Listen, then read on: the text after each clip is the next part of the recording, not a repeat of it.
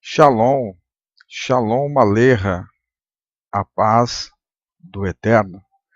Seja bem-vindo ao nosso canal Sinagoga Ahavá. Eu, irmão Ederson, tenho o prazer de iniciar no nosso canal a nossa primeira aula acerca do casamento judaico. Nós vamos abordar nessa aula, dentro de uma perspectiva judaica, nós vamos trazer um estudo sobre o Evangelho de Mateus, capítulo de número 25, e nós vamos fazer aqui já a nossa parte introdutória no verso 1, que diz assim, Mateus 25, versículo 1. Então o reino dos céus será semelhante às 10 virgens que prepararam as suas lâmpadas e saíram ao encontro do esposo. Então, agora que temos, o texto base que está escrito no Evangelho de Mateus, capítulo de número 25, o importante para os alunos ter uma boa compreensão é a tradução. Nós sabemos que nós estamos vivendo um tempo em que há muitas traduções, há muita transliteração da língua hebraica, do grego, do aramaico, para a língua portuguesa. E o que seria uma transliteração? É uma adaptação para a nossa língua, uma adaptação para o português. E com essa adaptação vem alguns problemas, algumas dificuldades. Por quê? Quando se faz uma adaptação para a língua portuguesa, com o passar dos anos, o nosso vocabulário, a nossa língua, ela é modificada. Algumas palavras elas acabam aderindo a alguns acentos, ou até mesmo perdendo alguns acentos. Palavras são modificadas com o passar do tempo. A nossa linguística, a nossa linguagem passa a ser modificada. Então, o importante para o aluno é buscar as traduções mais próximas dos códices, E geralmente as traduções mais antigas, que não sofreram adaptações, ou correções, ou atualizações, atualizada, essas versões atualizadas, elas acabam fugindo um pouco dos textos originais. Então, é importante você buscar dentro de algumas bíblias, uma tradução mais próxima do original. Eu vou passar aqui para você algumas bíblias, que você pode aderir para que você possa ter uma tradução um pouco mais próxima do original, Por exemplo, a Bíblia King James, é uma boa tradução. A Bíblia King James, 400 anos, uma homenagem ao rei James, é uma boa tradução. A Bíblia hebraica, que é a Bíblia hebraica judaica, tem uma boa correção. A Bíblia Jerusalém, que é a Bíblia católica, que os protestantes não usam, mas devido aos seus livros, que contém aí histórias, os livros que são considerados pelo meio protestante apócrifos, mas a Bíblia católica Jerusalém, ela tem uma tradução muito boa. Depois temos a Scofield também, que é uma Bíblia muito boa. Enfim, existem várias Bíblias que contêm boas traduções. Então, nessa primeira parte, procura uma Bíblia que tem uma boa tradução. Faça a comparação, se você tem na sua casa 2, 3, 4 Bíblias, 5 Bíblias, faça uma comparação de tradução, de transliteração, abre em vários textos e compare essas Bíblias e você vai ter uma boa tradução. Isso é uma ferramenta essencial. Em segundo lugar, nós vamos começar a examinar dentro dessa tradução, dentro dos códices, nós vamos começar usando uma ferramenta essencial para todo aquele que quer ser um pregador do Evangelho, para todo aquele que quer pregar né, as escrituras sagradas, ministrar em cima dos textos sagrados, é a crítica textual. Essa é uma ferramenta que você precisa aprender a lidar com ela. Porque quando você tem uma boa tradução, você consegue buscar dentro de uma crítica textual fundos como fundos históricos, culturais, dentro de uma cronologia bíblica, para que você possa ter uma boa interpretação, uma boa exegese, você possa interpretar aquele texto da maneira correta. Então, nessa primeira parte aí, busca uma boa tradução. Se você não tem uma Bíblia, a qual eu citei aqui, não precisa ser exatamente nenhuma delas, mas se você não tem, de repente na internet aí você consegue baixar uma destas traduções e você faz aí a comparação com a Bíblia que você tem. Então vamos começar, né? Como eu já falei sobre a questão da tradução e também acerca da crítica, né, textual, usando esta ferramenta que é a crítica textual, a primeira coisa que nós vamos observar é o verso 1º do capítulo 25. Se você fizer a leitura dentro daquelas traduções que eu passei aqui, você vai perceber que a palavra esposo, ela aparece. Diferentemente das outras versões que existe, onde a palavra esposo não aparece. E no lugar da palavra esposo, está a palavra noivo. Então, nós vamos fazer aqui a leitura, eu estou aqui com a tradução, né? E eu vou fazer aqui a leitura do verso 1º que diz assim: Então o reino dos céus será semelhante a 10 virgens, que saíram com as suas lâmpadas ao encontro do esposo. Sendo que nas versões diferentes da tradução que eu estou lendo aqui, aparece a palavra noivo. Então o reino do céu será semelhante a 10 virgens que saíram com as suas lâmpadas ao encontro do noivo. Então nós vamos usar a crítica textual agora. Por que é importante a gente entender que a palavra esposo aparece nos códices, no lugar da palavra noivo? Porque nesse caso aqui, quando Jesus está fazendo menção à parábola das 10 virgens, ele vai começar esta parábola dizendo que o reino dos céus é semelhante. Então ele está trazendo uma parábola aonde o reino dos céus está sendo representado pelo esposo. Visto que se Cristo está representando nesta parábola o seu reino, se Cristo está apresentando o reino dos céus, ele não pode aparecer no reino dos céus, isto é, no seu reino, como noivo. Porque quando Cristo estiver no reino com a igreja não estará mais no lugar de noiva, mas sim de esposa. Então, se a gente for buscar dentro da crítica textual, nós vamos entender que aqui ele já está casado. No capítulo 25, verso 1, Cristo já aparece casado. Casado com a igreja. Amém, irmãos? Deixa eu explicar para que alguém depois não pegue esta passagem ou o áudio que eu estou dizendo e diga que eu estou dizendo que Cristo se casou, é casado. Eu estou dizendo dentro de uma interpretação bíblica, né? Então nós podemos ver dentro dessa interpretação que Cristo aqui, na parábola das 10 virgens, ele aparece como esposo e não como noivo. Tá? Então essa é a primeira crítica textual que nós temos que examinar dentro de um contexto, dentro de um texto, né? Fazermos aí uma boa exegese para entender. E por que Cristo permite, né, que Mateus escreva o capítulo 25? Por que Jesus permitiu?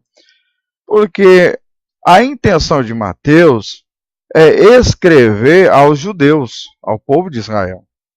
Então essa parábola das 10 virgens, essa parábola que Jesus está proferindo, ensinando, é exatamente para o povo judeu. Ela é direcionada diretamente ao povo judeu, visto que Cristo ainda estava cumprindo a lei, porque ele não havia sido crucificado no Evangelho de Mateus capítulo 25, e o período da graça ainda não havia sido estabelecido.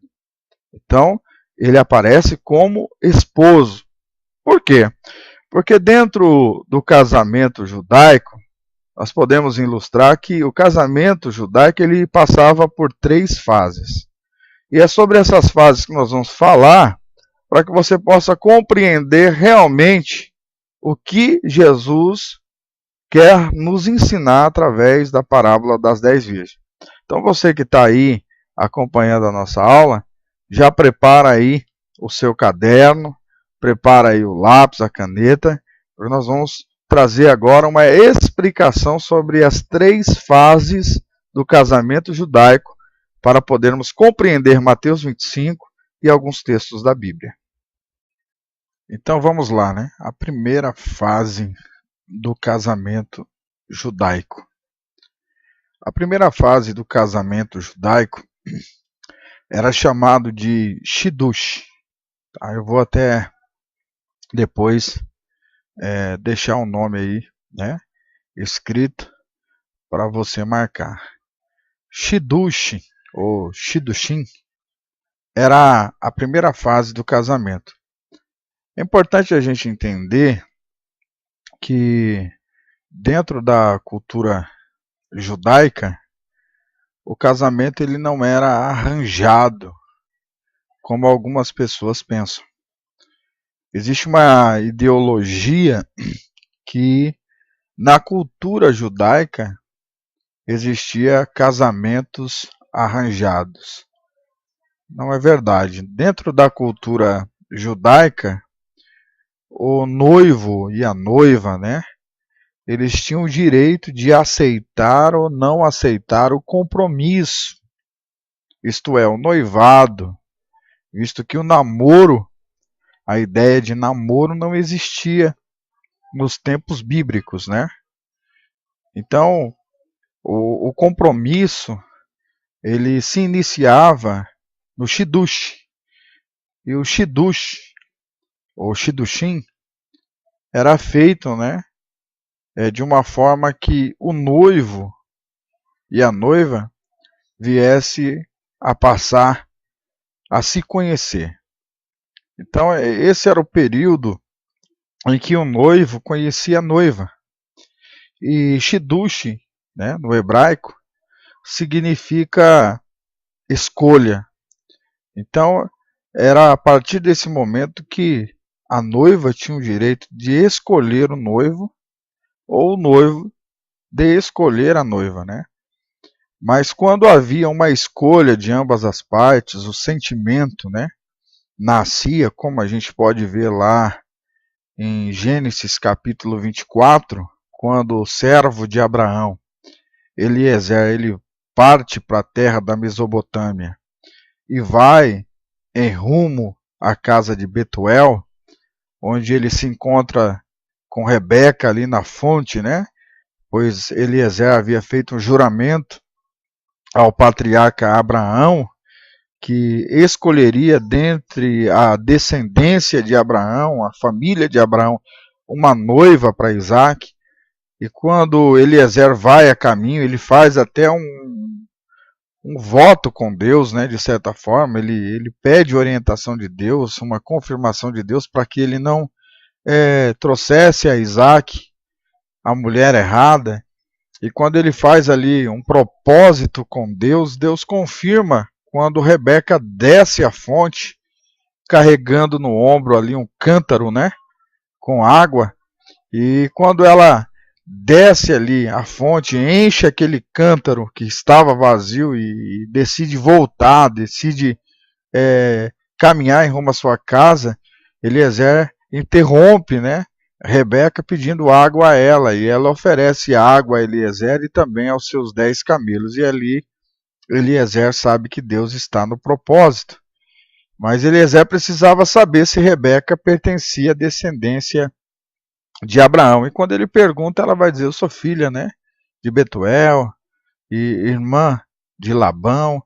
E aí Eliezer vê que tudo que estava acontecendo estava dentro do propósito de Deus. Só que quando Eliezer declara a ela que ele veio com esse propósito de levar uma noiva ao seu Senhor, levar uma noiva a Isaac, né, descendente de Abraão, que ele conhece ali a família de Rebeca, Betuel, Labão, seu irmão, toda a sua casa, e ele conta do juramento que havia feito a Abraão, de como Deus havia o conduzido até aquela fonte, até aquele lugar, e de como Rebeca se manifestou diante do propósito que ele havia feito com Deus. Então, ali ele faz um pedido especial, né? E esse pedido é aceito voluntariamente. Né? O Shidush é feito voluntariamente. Ela decide conhecer Isaac, mesmo sem nunca ter ouvido falar de Isaac, ou até mesmo enxergado, né, contemplado Isaac pessoalmente. E ela decide sair da casa de seu pai e ir em rumo à terra de Abraão, as regiões que Abraão habitava, né, a terra de Manre, próximo a Siquém, ali entre a terra de Ai, né, as campinas também de Sodoma e Gomorra.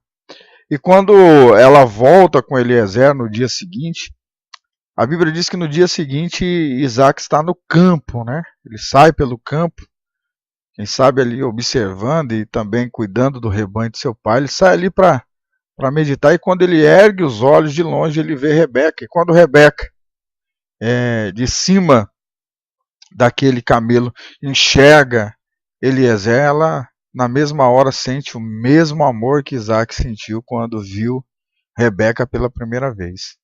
Né? Ainda em algumas traduções e alguns comentários, diz que Isaac chorou quando contemplou Rebeca pela primeira vez. Então essas lágrimas que Isaac derrama é o sentimento, isso é o Shidush, a escolha, né? É o primeiro momento da escolha entre o noivo e a noiva. Eles tinham o poder de decidir, o livre-arbítrio de decidir se realmente eles queriam levar essa escolha para um compromisso, né? Para um compromisso. Esse compromisso, dentro da cultura judaica, ele era baseado em 4 pilares, né? O primeiro pilar que era estabelecido entre os judeus era o pilar do amor, né? Então, dentro desses pilares, o amor era a primeira grande confirmação que os noivos poderiam estabelecer um compromisso, né? O amor desse noivo pela noiva, né? Ou da noiva pelo noivo. Um compromisso de noivado só deveria ser feito se esse pilar do amor existisse entre ambos, né? Se houvesse entre os noivos esse pilar chamado amor, então o compromisso deveria ser estabelecido. Visto que esse compromisso era feito entre o noivo, a noiva, a família do noivo e a família da noiva. E desta forma era confirmado o noivado. Além do amor, a fidelidade tinha que existir no noivado. Não somente no casamento, mas no próprio noivado. A falta de fidelidade no noivado dava o direito ao noivo ou à noiva em receber de volta o dote que deveria ser pago. Então havia ali dentro de um documento que era preparado entre os familiares, havia ali uma cláusula, né? Havia vários requisitos. Então, a fidelidade, o amor, que é o segundo pilar, que é a fidelidade, deveria existir, além do amor. O terceiro pilar do casamento judaico era a santidade.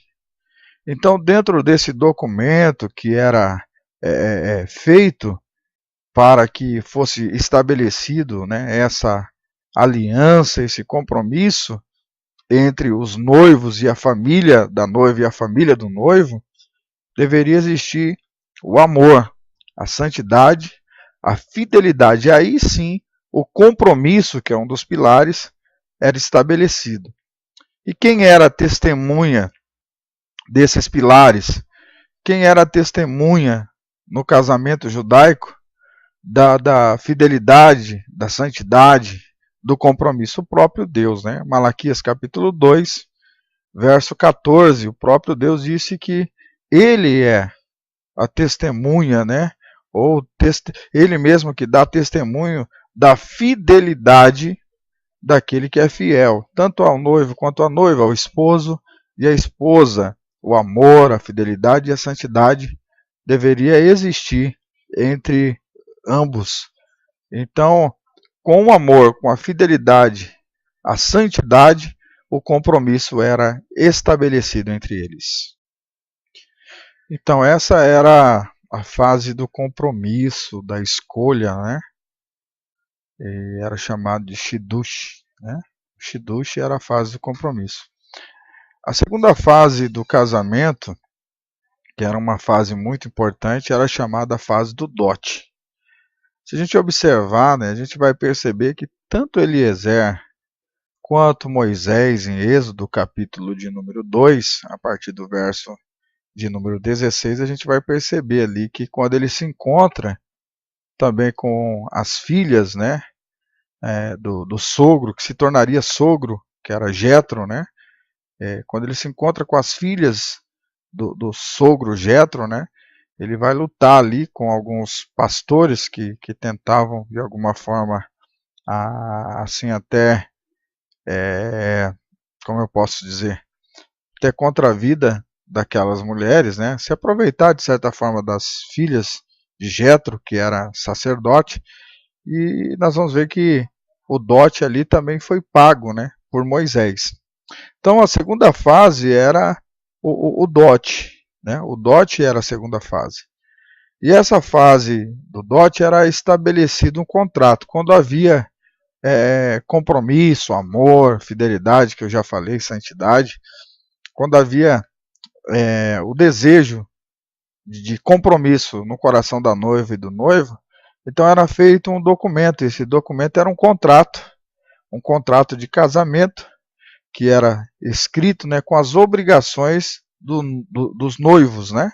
Então, esse documento com as obrigações do noivo e da noiva era chamado de Ketubá. O Ketubá vinha escrito, né, com as obrigações que a noiva tinha diante do noivo ao pagamento do dote. E também continha nesse documento, no Ketubá, que existe até hoje, né? Esse Ketubá até hoje em Israel existe, contém nesse contrato as obrigações do noivo para com a noiva. Então, por exemplo, se o noivo fosse infiel, ele tinha que pagar uma multa muito grande ali para a família da noiva, né? E se a noiva fosse infiel, da mesma forma, não só a infidelidade, mas se ele causasse algum tipo de dano espiritual a ela, ou também ela causasse algum tipo de dano espiritual a ele, os noivados poderiam ser acabados, né? Poderiam terminar. E esse documento continha todas as obrigações da noiva e todas as obrigações do noivo. Além disso, é importante aqui enfatizar, para você entender, esse dote ele era pago, né, à família da noiva, mas era somente o pai da noiva que estabelecia o dia em que o noivo deveria voltar depois que esse documento era feito. Então o pai da noiva, ele sabia exatamente qual era o dia que o noivo voltaria para desposar a noiva, para fazer com que ela se tornasse esposa. Então, depois que esse contrato era feito, os dois estavam ligados um ao outro. E ela deveria santificar, se preparar ela deveria, de todas as formas, estar pronta a qualquer momento para receber o noivo, né? Ela deveria, de todas as formas, se preparar para isso. Porque se o noivo viesse, mediante a data que só o pai da noiva sabia, e ela não estivesse preparada, ela não estivesse pronta para recebê-lo, né? Para se encontrar e ser desposada por ele, então ela perdia a oportunidade de se casar, ela perdia a oportunidade de ser esposa daquele bom noivo. Então é importante a gente enfatizar essa segunda fase do casamento. Logo depois do dote, entrava-se o terceiro período, né, ou a terceira fase do casamento judaico. Era chamada a fase do Eruzim. Eruzim para os judeus era como um período, um tempo de preparação que durava cerca de 1 ou 2 anos depois do pagamento do dote. Esse período de preparação, né, que existia depois do dote, era o período em que a noiva deveria permanecer imaculada, deveria permanecer preparada. E nesse período, o noivo tinha a obrigação de preparar um novo lar, uma nova casa, né? Um lugar onde ele poderia receber agora sua esposa. Então ele tinha esse período de preparação para preparar o lugar onde ele levaria para morar com ele a sua noiva. O Eruzim também era um contrato de promessas e condições, onde o noivo fazia suas promessas do que ele poderia dar à noiva, oferecer a ela. E o Eruzim também era um contrato de condições. Quais eram as condições, né? Como se fosse o Ketubá, as obrigações que ela tinha que manter para receber as promessas que havia sido feita pelo noivo. Então essa fase do casamento judaico, essa fase chamada Eruzim, era uma fase muito importante. Era a fase da preparação, onde o noivo tinha que preparar o lugar e a noiva tinha que estar pronta para receber o noivo. Nesse período do Eruzim, nós também percebemos que dentro da cultura judaica existia, depois dos contratos, né, de promessas, de condições que era feita entre eles, existia também o Kiddush. O Kiddush era quando era estabelecida uma aliança e Deus ficava como testemunha, né? O Kiddush era feito debaixo de um rupá, de uma espécie de tenda, que era levantada às vezes para que esse Kiddush pudesse ser realizado. O Kiddush era um cálice, né? Uma taça de vinho era dada nas mãos do noivo e nas mãos da noiva, e eles tomavam desta taça de vinho, eles tomavam do mesmo vinho aonde havia sido colocado nesta taça. Então ali era estabelecido o Kiddush. Eles bebiam do mesmo cálice até o dia do casamento. Então o Kiddush era feito, né? E depois do Kiddush feito, Salmo 119, 5, se você buscar uma tradução, a palavra que vai aparecer lá, vai aparecer uma palavra chamada tálamo. Tálamo. É uma palavra bem complicada, né? Tálamo, que significa leite nupcial, né? Fala da alegria do Kiddush, quer dizer, desse cálice, depois que era feito, esse cálice tomado pelos noivos, eles estavam no período de preparação. A noiva agora era santificada, era Kiddush, né? Era feito Kiddushim, e ela se tornava santa, né? Santificada.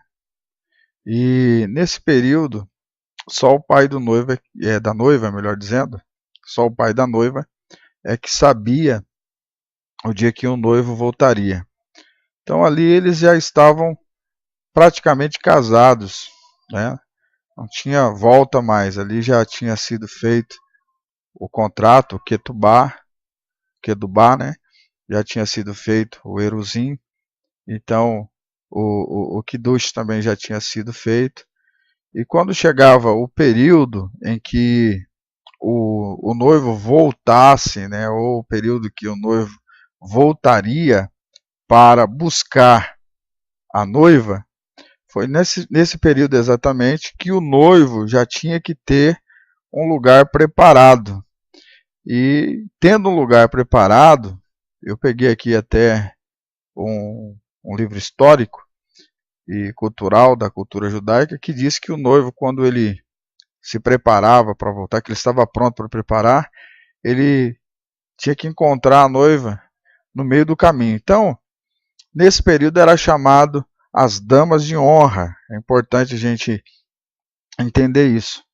As damas de honra eram chamadas que eram 10 moças virgens, que eram responsáveis em conduzir a noiva até o encontro do noivo, até a metade do caminho. E na metade do caminho o noivo se encontrava com a noiva e levava ela para as bodas. E nesse período, as 10 moças virgens que conduziam a noiva tinham a honra, eram chamadas de damas de honra, elas tinham a honra de conduzir a noiva para dentro da casa do noivo. Então, se a gente olhar para dentro dessas 3 fases do casamento judaico, a gente vai entender. Dentro de cada fase existe uma revelação da graça de Deus, revelada em Cristo Jesus. A primeira, o Shiddushim, era a fase da escolha. Foi quando Deus escolheu Israel e estabeleceu em Israel uma aliança com o seu povo. Foi assim que o próprio profeta Malaquias disse, né? Pois aborreceu Deus a Esaú, mas escolheu a Jacó, amou a Jacó e aborreceu a Esaú. Essa é uma escolha que houve de Deus para com Israel.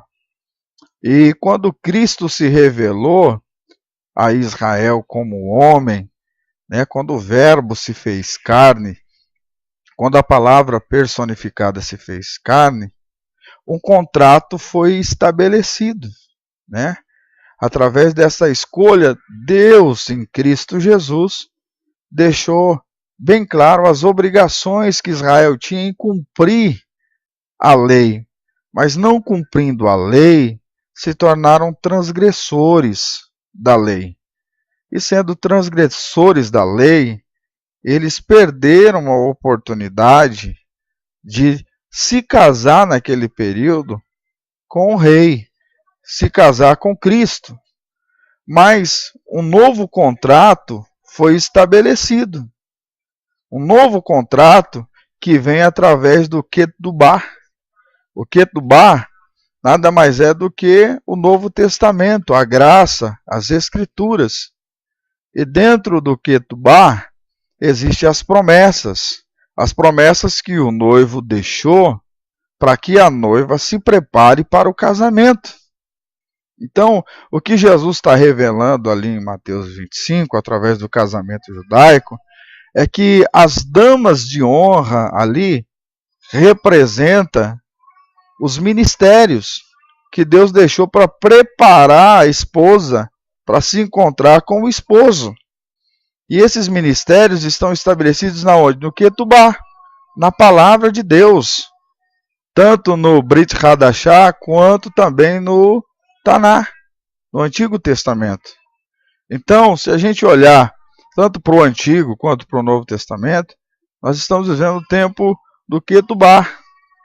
O Ketubá nada mais é do que as promessas feitas pelo noivo e as condições que ele deixou para que possamos entrar nas bodas, né? Então, existe uma grande revelação. Se a gente for olhar, por exemplo, para o primeiro milagre de Jesus, que está ligado a um casamento lá em Caná da Galileia, Jesus, quando chega lá, eles estão fazendo o quê? O Kiddush. A tenda está armada e eles estão festejando, né, esse casamento, com as taças de vinho.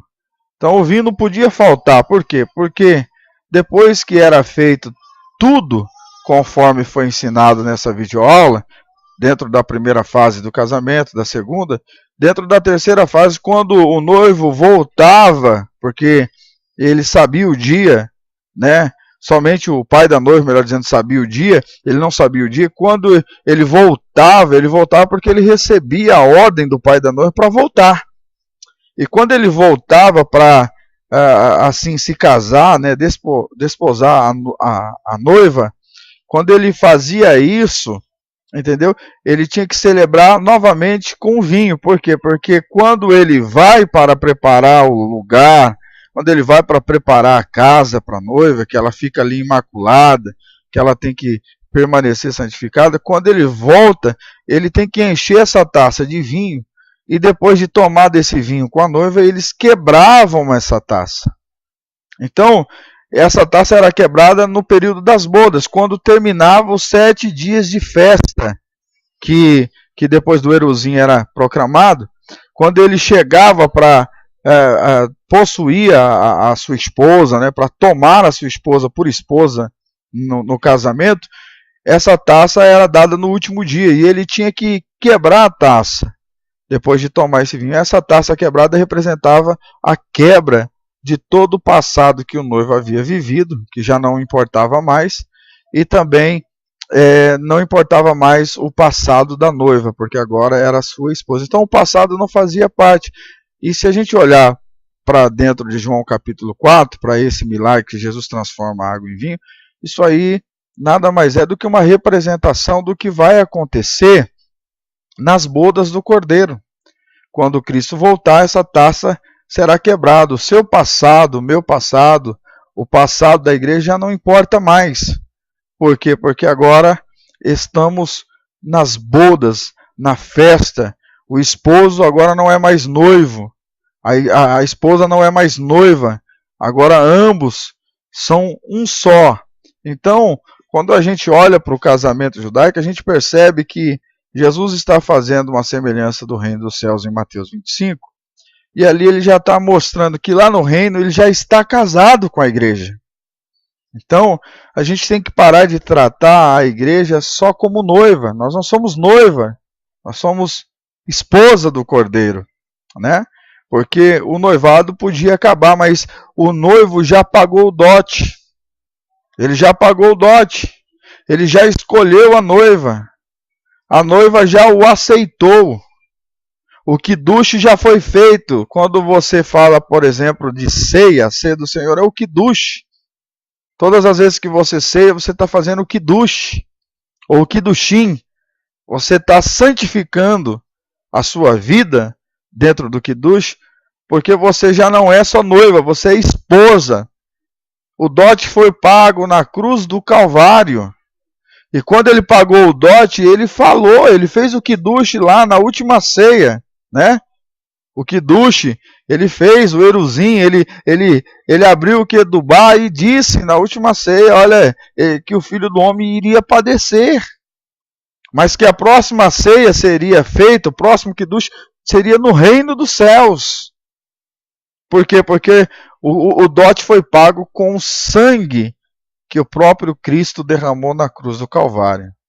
Então, se a gente olhar para Mateus 25, a gente vai ver que as damas de honra ali representam Israel, porque foram eles que se encontraram em primeiro lugar com Jesus. Foram eles que tiveram o primeiro encontro com Deus. Então, Israel representa as damas de honra. Não pode representar as 10 virgens, não podem representar a igreja, até porque, se a gente olhar, dentro das 10 virgens existiam o quê? 5 prudentes e 5 loucas. As 10 tinham lâmpadas, as 10 tinham azeite, e ali estava vivendo ainda o período da lei, não o período da graça. Então, se você prega que as 10 virgens é a igreja, você tem que concordar que o Espírito Santo habita em templo sujo, porque tanto as loucas quanto as prudentes possuíam azeite. E se a gente olhar para a forma simbólica, né, ou a simbologia do azeite, interpretada por algumas linhas teológicas, o azeite representa o Espírito Santo. E aí a gente vai dizer, mas espera aí, elas saíram ao encontro do esposo, né? Mas tardando o esposo, adormeceram. Elas só perceberam que lhe faltava o azeite, as loucas, quando elas despertaram do sono. Mas antes de adormecer, elas continuavam sendo loucas e continuavam tendo azeite em suas lâmpadas. Então, se você interpreta que as 10 virgens é a igreja, você está dizendo que tanto o santo, quanto o ímpio, quanto o profano, quanto o justo, tem o Espírito Santo. E o Espírito Santo não habita em templo sujo. E a gente vai ver que quando elas despertam do sono, as loucas vai pedir azeite, né? Vai pedir azeite para as prudentes. E as prudentes dizem, ide à cidade e comprai, como se o Espírito Santo pudesse ser comprado por alguém. Então Jesus jamais proferiu uma parábola colocando o azeite como Espírito Santo e dizendo que as loucas desejavam ter também do Espírito Santo, mas as prudentes disseram, ide à cidade e comprai. Né? E quando elas compraram o azeite e voltaram, as portas já haviam se fechado. Por quê? Porque no casamento, para encerrar essa aula, no casamento judaico, nós precisamos entender que não funciona como na cultura do nosso país, da nossa nação brasileira. Aqui no Brasil, a sensação da festa, né, é a noiva. Todo mundo espera pela noiva, todo mundo quer tirar foto da noiva, todo mundo quer abraçar a noiva, todo mundo quer fazer selfie da noiva, todo mundo quer ver o vestido da noiva. Só que no casamento judaico, quem chega primeiro no casamento e vai para o altar, digamos assim, é a noiva. O noivo que é esperado por todos. É o noivo quando ele vem para buscar a noiva e tomá-la como esposa, ele vem com a sua comitiva. Se você for estudar o casamento judaico, você vai ver, ele vai voltar com a sua comitiva. Ele vem carregado, né? Como Jesus vai voltar com seus milhares de anjos, como está escrito no livro de Judas. Ele vai voltar em cima de um cavalo carregado, em um cavalo branco, na sua coxa, né, escrita sobre a sua armadura, Rei dos Reis e Senhor dos Senhores. Uma vara de ferro nas mãos para reger as nações. Né? Então, quando ele vem com essa comitiva, ele vem, mas ele envia na frente os seus tocadores de chofar, as trombetas vão ser soadas, como está escrito em 1 Tessalonicenses capítulo 4, no verso 16. No casamento judaico acontecia isso, tocava-se a trombeta, o chofar, e aí uma multidão e a comitiva gritava, aí vem o noivo, aí vem, melhor dizendo, aí vem o esposo, né? O noivo não, aí vem o esposo. Só que isto acontecia um encontro entre o esposo e a esposa. E acontecia de que forma? No meio do caminho. E é isso que vai acontecer. Quando a igreja for arrebatada nos ares, esse encontro entre o céu e a terra será feito pelo esposo e pela esposa, pela igreja e por Cristo. Então ele vem com a sua comitiva, vem com seus tocadores de chofar, vem anunciando, aí vem o esposo, né, montado em seu cavalo branco. E aí, quando as loucas decidiram bater na porta, a porta já havia se fechado. Por quê? Porque o esposo, ele não tardará. Porque ele sabe exatamente que ele pode voltar ao pedido do pai da noiva. Então o pai da noiva aqui, o pai da igreja é o próprio Deus, ele sabe o dia e a hora. O próprio Jesus disse, eu não sei, né? O Filho do Homem não sabe o dia nem a hora, né? Vigiai e orai porque não sabeis nem o dia nem a hora, mas o pai sabe. O pai sabe a hora que o esposo voltará para tomar a sua esposa. Então guarda essa palavra. As 10 virgens representam ali os ministérios, né, que foram estabelecidos na palavra. Representa as damas de honra, Israel. Né? E o Ketubá é a própria Bíblia Sagrada, é o Taná, é o Brit Hadashah, o Antigo, o Novo Testamento. E sabemos que Cristo não nos trata mais como noiva, mas como esposa. A igreja já não é mais noiva, porque o dote já foi pago, o Kiddush já foi feito. E nós somos Shedushim, né? Ou melhor dizendo, Kiddushim, que é santificado pelo amor de Cristo, pela fidelidade e a santidade do noivo, que aguarda a sua esposa. Que essa aula possa servir aí para você, né? Você possa tirar grandes mensagens desse estudo. Já deixo aqui a Shalom, né? Shalom Aleichem a todos, esteja orando por nós. E passe essa mensagem adiante. Inscreva-se no nosso canal, Sinagoga Ahavá. Eu tenho certeza que esse canal vai somar e muito com a sua vida, para você que quer conhecer mais da palavra. Então, não vamos tratar mais a igreja como noiva, ela é esposa e Cristo não é mais o noivo, ele é o esposo, como diz as traduções mais originais. E dentro dessa cultura, dessas fases do casamento, você sabe muito bem que depois do Eruzim, depois do Kiddush, haverá 7 anos de festa, que é as bodas do Cordeiro, e aqui na terra, talvez os 7 anos de tribulação, como diz os arminianos, como muitos concordam. Shalom a todos, fique na paz, receba a paz aí da minha cunhada Bruna e da minha esposa Bianca Soares.